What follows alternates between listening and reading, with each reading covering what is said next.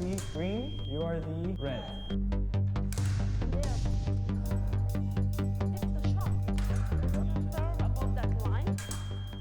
That's her point. I grew up like a tomboy. My name was Genghis Khan, and that way I was able to hang outside and people didn't know. You'd always face the front wall, and after that I fell in love with squash. Your swing shouldn't start here, your swing shouldn't start here. And I go to attack.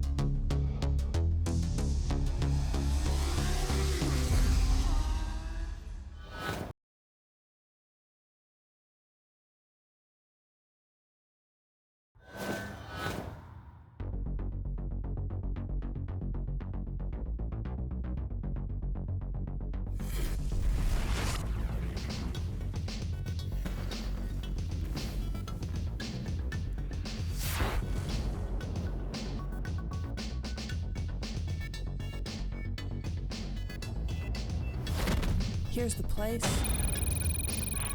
Here's the legend. Here I am. And my new teachers. He's on the Olympic fencing team. I play hockey. But we've never done this before. Experience? Zilch. No replay. No clue how to start, less clue how to play. And neither do you when you start out. And that's the point, because every athlete has a first day. And you've just been drafted. There are 3 forms of fencing: saber, foil, and épée.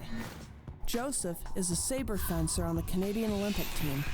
Thrusting and slashing moves mark the saber fencing style. Fencing evolved as a sport form of self-defense training around the 18th century. In 1763, Domenico Angelo started a fencing academy in London, England. He established the rules for footwork and posture that are now used to govern the sport. Joseph continues this noble sport today, representing his country in sabre on Team Canada. Having studied the art of fencing at the prestigious Collège Jean de Brebeuf, where many of Canada's top Olympic fencers have come from, I couldn't ask for a better teacher. It's a sport of incredible skill, requiring surgically precise footwork with physical and mental endurance. He makes it look easy, but it's not. Well, thanks for having me, first of all. It's a lot of fun to be here. So I'm going to show you the sport of saber fencing. Not too many people know, but fencing has 3 distinct weapons, which are like 3 distinct sports. I've never done the other 2. So I'm going to show you my specialty. It's the quicker, more aggressive one, and my personal favorite, obviously. And I'm excited to show you the equipment, the rules, how we work out, what we do, and get people a little bit more informed of how the sport works. First of all, there's always the mask, all right? So this goes at the top, protects you from all the hits. When you're in Canada, you have a little Canadian flag on it. Every country has their own sort of flag that they put on the mask. It's like a new thing that started 2 years ago. It's really cool. This is the weapon. This is how you make your points. This is how you make your living. This is how you beat opponents. This is the saber. So most people have probably seen something we call an épée, which is, people sort of stand like this and going back and poking. That's not what we do. We sort of hold straight up, and our goal is to slash. A glove to protect your hand, and to challenge people to duels with a glove slap. No, that's not true. This is just, you put it on your hand that holds the saber. What we wear on the inside is 3 layers of protection. We start off with this one, which is called a sous-plastron. It's a French term. So since I'm left-handed, this will go over on my left side and protect this part of my body. And this goes right over it. So this is the standard white vest, which has a specific resistance. And on top of that, electric lame. So this is important because, as I'll show you guys later, we connect to wires and machines. in order to know when we touch the opponent that our light turns on and that we touch the opponent. In the back you have your name with your country, and here are stamps of every competition, because before every competition you have to go get all your equipment approved and checked to make sure it's safe and stable. And finally here we have the fencing pants. Very sexy, they protect you. And finally we have fencing socks. There are some simple ones. They go all the way up to the knees, and then the pants come over, so you're all in white, as I'll show you later. So, little intro to our saber fencing. Awesome. All right, let's suit up. Yeah, let's do it. All right, so let's start with the field of play. All right, so before we get into sort of how we move, how we hit, I'm going to explain to you what a fencing strip is. So this is a fencing strip. It's 14 meters long, and what they say is that it comes from the medieval times when it was the corridor of a hall of a castle where people would do a duel. Now, I don't know if that's true or not. That's sort of what they said, but it sounds cool, so I'm saying it. And that's pretty much what we fence on, 14-meter strip. These are the on-guard lines, right? So this is where you start, all right? You put your front foot behind this line, and your opponent will have his front. So if you stay there and I'm your opponent, I will have my front foot behind this line, okay? So this is the distance that separates us, and we have the middle. This is the middle between, so just to know we're at the right distance. And there's a referee who will say on guard, ready, fence, and that's when we start going at it. And we'll have a little demo later with each other. So when you keep going, let's say you start coming towards me and you're, pretend we're in a fencing match, you're coming forward.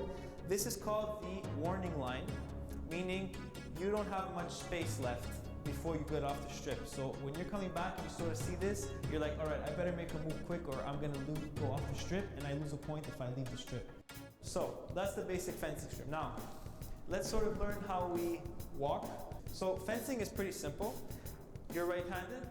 All right, so you put your right leg in front, your left leg perpendicular, stick them together, all right? Make sure the heels are close to touching, yeah. Now, bring one leg back, and you're gonna do a semi-squat. Now, if you wanna move forward, what you're gonna do is, you're gonna lift the front foot, and then slowly slide the back foot to land at the same time as the front foot. So if you go front, then bring the leg back and land. Front, leg back, land. And what you try to do is keep the same distance that you had in the beginning. Because if you come too close, your balance will be off and you won't be able to get out of the way fast enough. You want to have the same sort of steps and distance between your feet so you can be able to go in and out quick. So let's say you get back into your on guard position with a nice separation. You have to have perfect, get in the half squat. All right, now when you go step, land, step, land. There you go, step, land, step, land. Good. Now to go backwards, pretty intuitive. Just go back, bring your foot back, bring your foot, and try to always keep the same distance between your legs. All right, we're looking good. Now, how do we hold the saber? So if I'm in front of you and I want to hit you, I can't be able to hit you. You have to be protecting yourself from your main position. Try and keep your shoulders square, just ready to block it. That's a good position. A little bit menacing towards me. Oh, you're looking good. Perfect. All right, so you're protected. And the way you hold the saber is sort of like a paintbrush. All right? So what you want to do is you want to have your thumb to the top and your two fingers here sort of use as swivels. Sort of, it's like just your fingers. Don't use the wrist, just the fingers. So, very important, have your thumb up here, put it all the way to the top, put your two fingers here, the two top ones, and just try and swivel it, just with your fingers. It takes a little bit of practice. It's because we always have the tendency to do it with our wrists, but you have to use your fingers because you want to be able to change directions very quick on the fly and with a surprise element. Because if you're doing too much of your wrist, the opponent can see sort of where you're going to come. You want to do it really quick because you don't want it to have the time to see that. I want my thumb to be turning towards the direction I want to attack. It was pure luck. I had no family history of it, you know, nobody had ever done it around me, and it was pure luck when I went into my high school at 12 years old called Collège Jean de Brebeuf. And the first training session, it's actually pretty funny, was a 1 mile run. And I was scared because at the time I played sports like I was doing kickboxing and soccer, but I wasn't good at longer distances. I was a little bit chubbier at the time. And nothing would have made me complete that mile. I think at that time, for sure I would have never made it. So I was really, really scared about this. So what happened was I was dreading that the whole day, and one of my math classes at the end of the day ran a little bit too late. Coach came up and he's like, okay, why were you late? First of all, he was about to cut me on the spot, but then I said, listen, it was my class, you ran late, I'm sorry. And then he's like, okay, well, I'm gonna make you run this sometime this week, but now it's okay, just come in and do the rest. Hopefully he doesn't make me run it, he forgets. And he did forget. With fencing, spending a lot of time in a crouched position, it's a lot of strain on the lower extremities. Because you spend so much time in this position, rather than pushing yourself forward off the rear leg, you're propelling yourself forward with that same support leg. You end up using the quadricep quite a lot.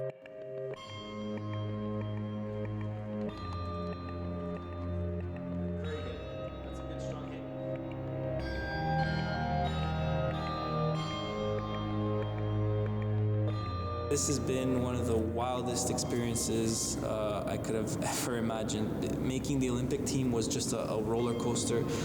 The amount of attention you get, media, what the interest people have. Before nobody knows what fencing is, and then all of a sudden it's thrust into the spotlight. Some sponsors are more interested, and it's something it's very hard to recreate in the real world. I call it Olympic land. It's like a fantasy world where everything's great, and it's like everything's high speed, high energy. It's almost time for my first duel.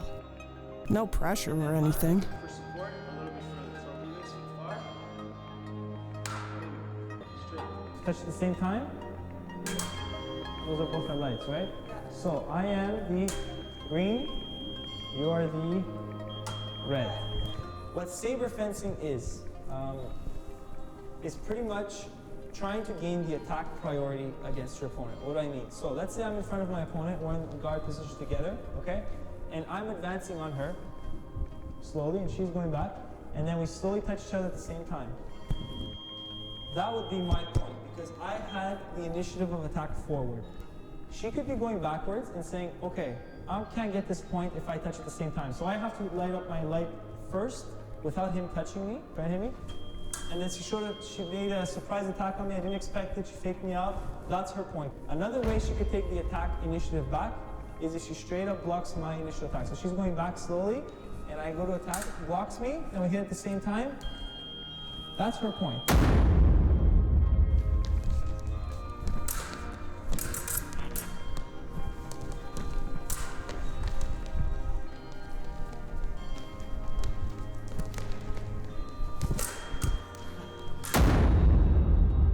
On guard. Ready?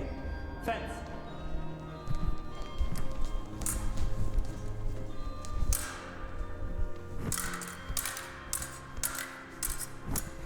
Ah! She got me.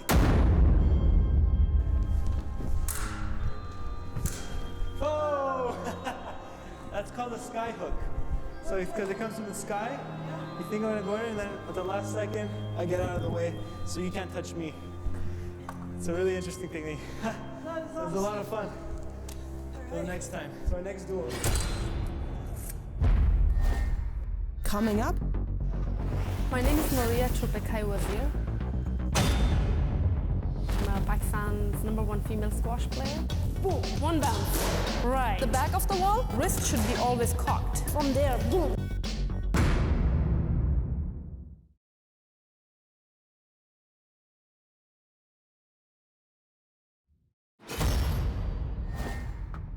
squash lesson. So I grew up like a tomboy. My name was Genghis Khan, and that way I was able to hang outside and people didn't know. You'd always face the front wall. First sport that I started was weightlifting. That way it does not lose the sight of the ball. And after that I fell in love with squash. If you swing, your swing shouldn't start here, your swing shouldn't start here, your swing shouldn't start here. It should always, the two eyes should be looking at the front wall, because squash is such a huge sport in Pakistan, and we had many, many world champions in men's. So when I saw the beauty of this sport, the rackets, the clothing style, the stamina and the determination behind that, I wanted to play squash, and today I'm a professional squash player and represent Pakistan all over the world. Arm should be L-shaped, the wrist should be cocked, and then from there it comes the body. I used to look at boys, how they train and how they play, and then I used to get on court and try to figure it out on my own, do the same kind of drills by myself, and I kept learning that way. And then, with time, I also got into camps, national camps that, made me better. This is the actual squash ball. It's a soft ball. That's what they call it here in North America. And you have to know if it has one dot, it's a little, faster. And if it has two dots, that's actually the professional squash. When you play, you always use two double yellow dots. Yeah. You have to hit it hard to make it warm, and then it would start bouncing a little. That line in the middle is called service line. So whenever you serve above that line. If it hits below that line, it's out. I have a lot of memories definitely from my childhood and how I ended up in sport. This is all I feel like a miracle for me. Coming from the tribal areas and playing sports, and then today I'm sitting here among you, among the Western people. It's all kind of a miracle for me. And from the backhand, the same thing. So you see, when you hold this racket like this, it's cocked wrist, you see? But if you move like this, or you move like this, you see the racket never changes. I love squash, and it gave me kind of life. I understand squash. I see squash as life. Once you get on squash court, you can actually find a whole life in there. When to be defensive, when to be attacking, how to behave, when you're calm, you gain the points. When you get upset or angry, you lose the points. So that's how you can learn so much about yourself when you're playing squash, and it connects you to your spiritual side. And the more you behave well, the better you become as a squash player and also as a better human being. It was out. 5-love.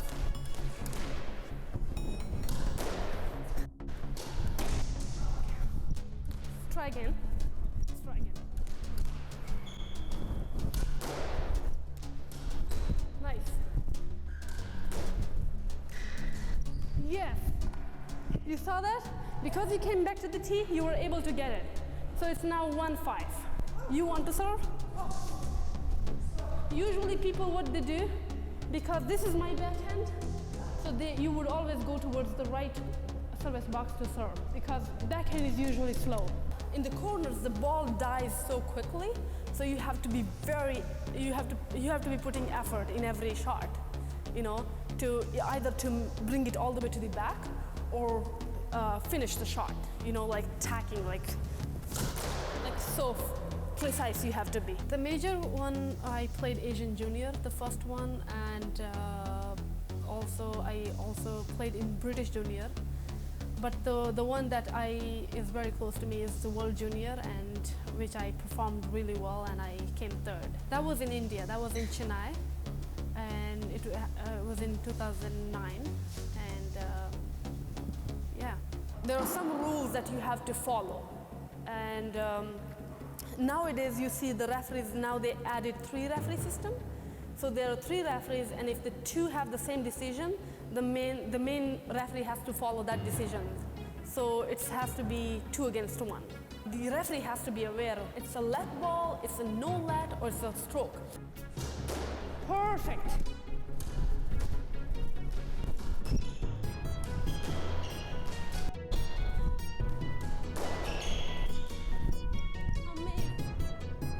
Amazing. Okay, here you go.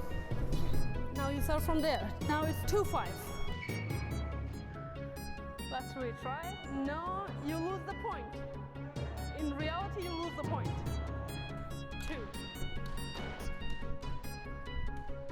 Game ball.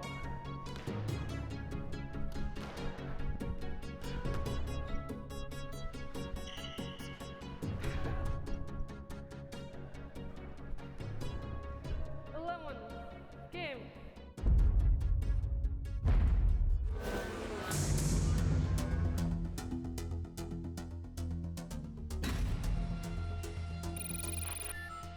Sports involving the use of rackets made with strings date as far back as the late 16th century.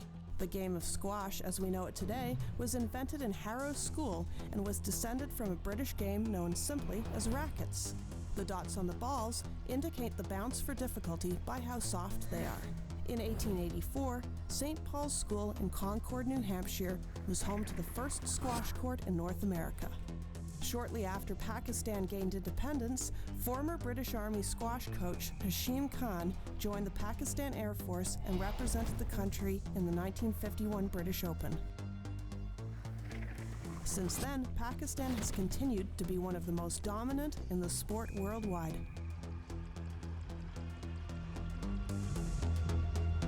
Only on Go Nitro. The show doesn't end here. Visit us online for your fix at gonitro.tv. You can follow us on Instagram, subscribe to our YouTube channel, and you can tweet us on Twitter. Go Nitro Access is brought to you by Pitro.ca, Ottawa's DIY Garage, Aviva Canada. Salon services for Go Nitro provided by ID Hair Studio. Hair for who you really are.